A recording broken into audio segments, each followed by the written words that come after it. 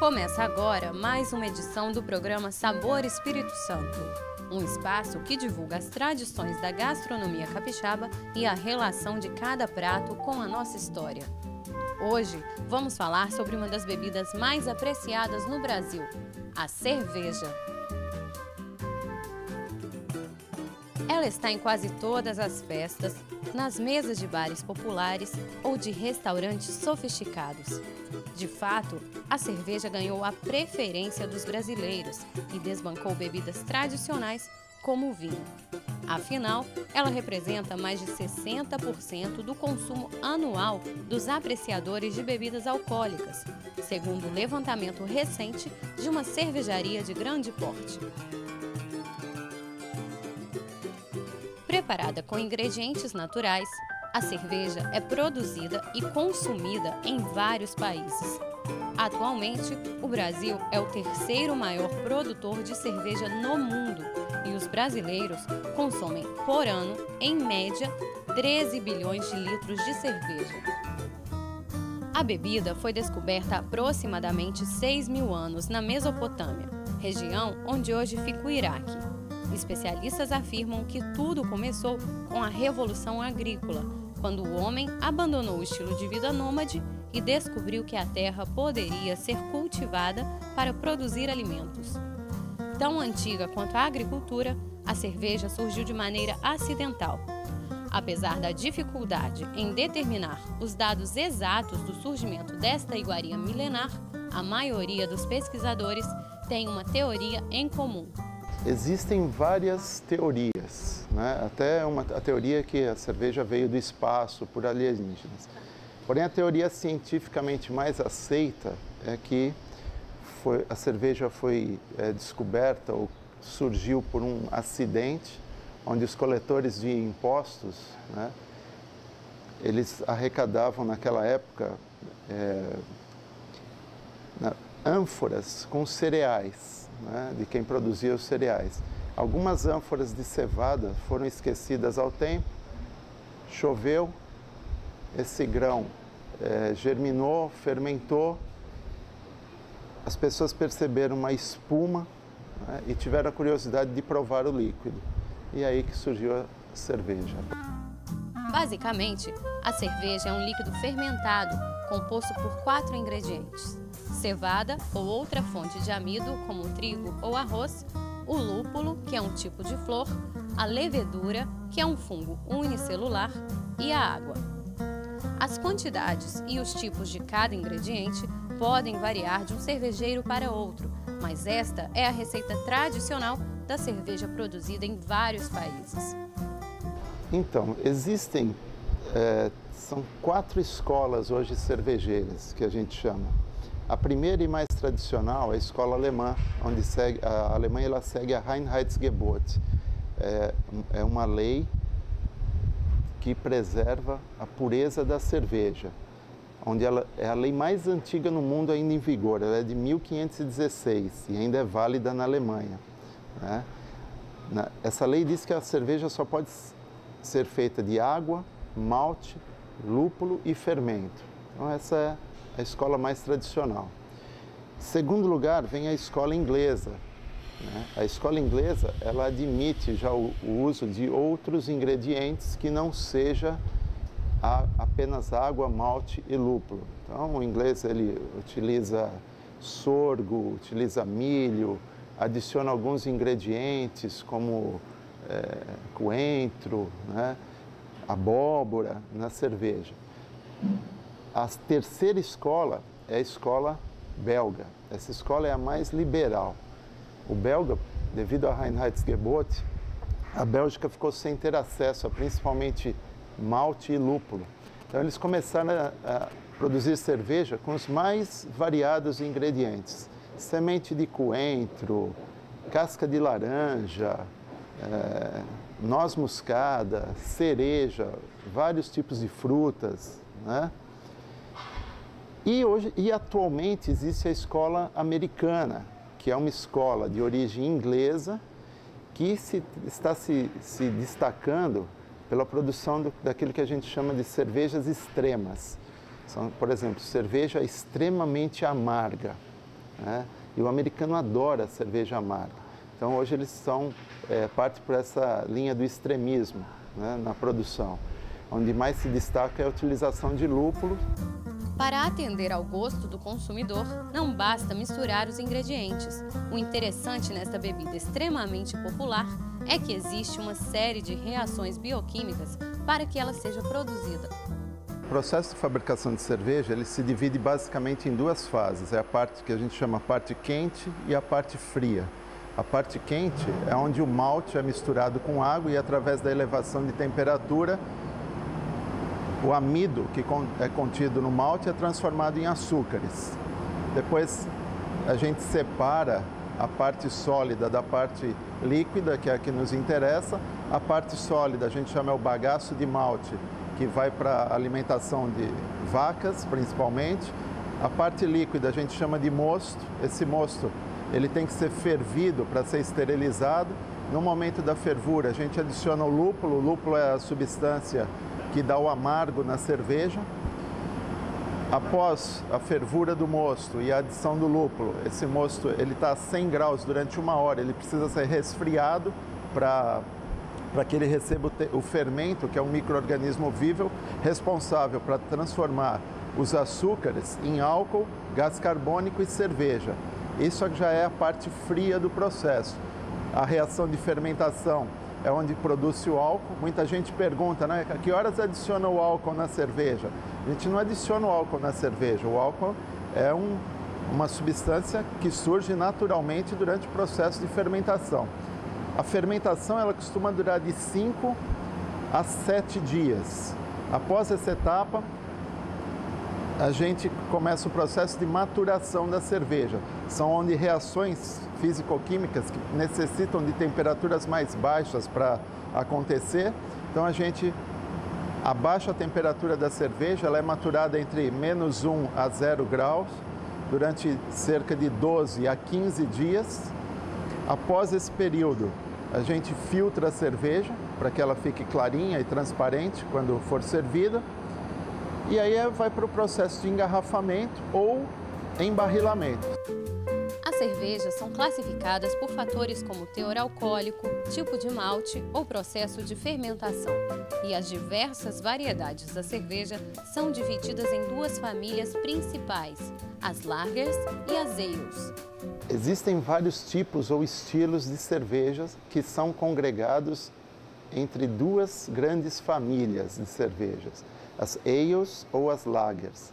As ales são cervejas conhecidas como cervejas de alta temperatura de fermentação ou simplesmente alta fermentação. As lagers são cervejas conhecidas como cervejas de baixa temperatura de fermentação ou cerveja de baixa fermentação. São as cervejas fermentadas a uma temperatura abaixo de 13 graus centígrados. No Brasil, o tipo de cerveja mais consumido é denominado Pilsen e faz parte da família das lagers. As Pilsens se caracterizam por serem mais leves e refrescantes e combinam muito bem com o clima tropical do nosso país. Então, no Brasil e também no resto do mundo, a cerveja Pilsen é a mais consumida, por ser uma cerveja de cor clara, mais refrescante, menos encorpada, muitas vezes com baixo teor alcoólico, né? No Brasil, para você ter uma ideia, 90% de toda a cerveja consumida é do tipo Pilsen. Outro produto também muito apreciado pelos brasileiros é o chopp. A palavra chopp é derivada de uma expressão alemã para determinar uma medida de volume, equivalente a 300 ml. Basicamente, o chopp tem os mesmos ingredientes da cerveja. Então, o que diferencia essas 2 bebidas? A cerveja ela vai para a garrafa e é pasteurizada, e o chopp não é pasteurizado e vai para o barril. O processo de produção, a matéria-prima é o mesmo. O que diferencia é a pasteurização. Por isso que o chopp tem um prazo de validade menor do que a cerveja. O processo de pasteurização é um processo de conservação natural dos alimentos, né? Descoberto ou criado, desenvolvido por Louis Pasteur, a pedido das cervejarias. Para muitas pessoas, cerveja é bebida para homens, mas é aí que muita gente se engana. Com sensibilidade e paladar aguçados, as mulheres estão cada vez mais tomando conta deste universo e com muita maestria. É o caso de Ruth, a primeira beer sommelier do estado e proprietária de uma casa especializada em cervejas. Como eu abri a primeira loja de cerveja aqui no estado, eu tive o prazer de aprender essa nova vida, essa nova técnica de cerveja. E essa casa me proporcionou o entendimento, a degustação, os sabores e os prazeres de continuar mais na mesa. Porque os brasileiros têm o costume de beber cerveja em quantidade. E com essa casa foi formada para beber cerveja com qualidade. Não como referência em beer sommelier, eu tento indicar e apreciar cerveja para os meus clientes e apreciadores de cerveja, a permanência dessa bela e maravilhosa bebida na mesa. Hoje, existem muitas variedades de cervejas. Cerveja de trigo com mel, com rapadura, com café e até com pimenta. Não são cervejas para toda hora, claro, mas elas estão cada vez mais caindo no gosto do brasileiro. São as cervejas especiais. Tem cervejas que são feitas por especiarias, tem cervejas que são feitas por frutas, com leveduras diferenciadas, caramelos e outros tipos. O brasileiro está cada vez mais aberto para conhecer novos sabores, né, que até então não eram ofertados aqui no Brasil. 92% de toda a cerveja consumida no Brasil é do estilo Pilsen. Só que com essa boa fase da economia, as pessoas estão cada vez mais viajando para o exterior, estão experimentando outros sabores de cerveja e nada mais natural de quando eles voltam, quando a gente está aqui em casa, está no Brasil, a gente queira também continuar experimentando novos sabores. E eu vejo que aqui no Espírito Santo, esse gosto por novos sabores tem aumentado a cada dia que passa. A cultura cervejeira no Brasil está cada vez mais forte. Os microcervejeiros artesanais criam novos rótulos com características marcantes e com muita qualidade. Várias cervejas produzidas aqui são reconhecidas e recebem prêmios no mundo todo. A cerveja brasileira, a tipo Pilsen, é considerada uma das melhores do mundo, né? As artesanais brasileiras, ou as cervejas das microcervejarias, diremos assim, tem cada vez mais conquistado prêmios internacionais e acredito que em breve o país será conhecido também pela qualidade não só da Pilsen, mas de todo tipo de cerveja que ele produzir. O brasileiro tem uma aptidão nata, não só para beber cerveja, mas também para fazer cerveja. As cervejas brasileiras são maravilhosas. Tanto são provados que a maioria das vezes que o Brasil vai ser representado lá fora com as cervejas artesanais, elas são consagradas e premiadas. Sempre, até muitas vezes com medalha de ouro, de melhor estilo, melhor sabor, melhor lúpulo, melhor rótulo, são muito consagrados. O Espírito Santo se destaca na produção de cervejas especiais. No estado é produzida a Robusta, única cerveja do mundo com café conilon, uma bebida de aroma agradável e sabor marcante. A Robusta, ela é a primeira cerveja adicionada de café conilon. Existe já no Brasil duas outras cervejarias que produzem cervejas adicionadas de café, mas usam o arábica. Então a principal característica da Robusta é que ela usa o café conilon, que o nome técnico do café conilon é Robusta, né? Ele é conhecido como Robusta. Daí vem o nome, inclusive, obviamente, da cerveja. E o que mais me chama a atenção, eu acho que de todo mundo, é que ninguém resiste ao cafezinho, principalmente quando ele está sendo preparado. Aquele aroma de café é aquilo que atrai a gente, aquilo que fica na nossa memória gustativa e nos impulsiona a tomar café, né? Então eu pensei, por que fazer uma cerveja que ela não tenha tanto sabor de café, mas que ela tenha mais aroma de café, né? E foi isso que a gente pensou ao desenvolver a Robusta. A Robusta é uma cerveja extremamente aromática, né?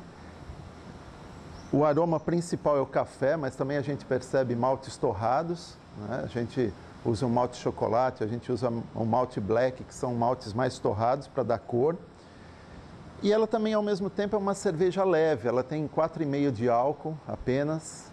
Eu gosto de fazer cerveja leve, porque o brasileiro gosta de sabor mais leve para a cerveja. O capixaba não recusa uma cerveja, seja para tomar a típica loira gelada ou para apreciar cervejas especiais. O que não falta no Espírito Santo são rodas de amigos reunidos em volta desta bebida, que é preferência nacional. A cerveja, eu sempre digo, ela é uma bebida democrática.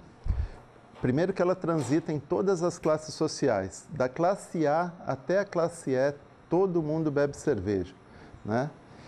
Segundo, é a bebida alcoólica de menor teor alcoólico. Terceiro lugar, o preço da cerveja em relação a outras bebidas também ainda é uma bebida mais barata e acessível para todas as camadas sociais, né?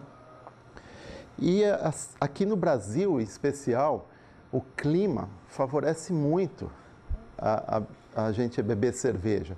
A cerveja, quando chegou no Brasil e foi adaptada ao clima e ao paladar do brasileiro, também contribuiu para esse grande consumo, essa grande aceitação da cerveja. É difícil você encontrar uma pessoa que não goste de cerveja. Cerveja aqui no Brasil simboliza alegria. No universo cervejeiro, existe uma infinidade de sabores a serem explorados. Então, escolha sua cerveja preferida, reúna os amigos e saúde!